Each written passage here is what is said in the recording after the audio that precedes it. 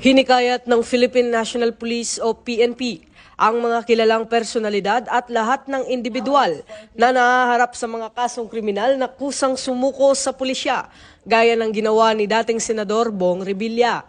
Ayon kay Acting Chief PNP Police Lieutenant General Jose Melencio Nartates Jr., ang pagdedeklara ng kawalang sala sa mga aligasyon ay dapat sabayan ng tapang at dedikasyon na humarap sa mga nag-aakusa sa korte bilang paggalang sa legal na proseso. Dagdag pa ng PNP, ang panawagan ay alinsunod sa direktiba ni Pangulong Ferdinand Bongbong Marcos Jr.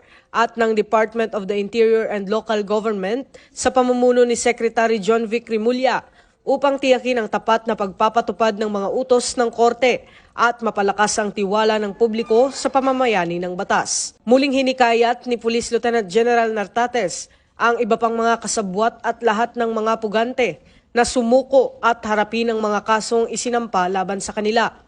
Binigyan din ng PNP na bukas ang kanilang hanay sa mga sumusunod sa batas, ngunit mananatiling mahigpit laban sa mga patuloy na umiiwas sa hustisya. Ito ang bagong PNP para sa bagong Pilipinas, serbisyong mabilis, tapat at nararamdaman.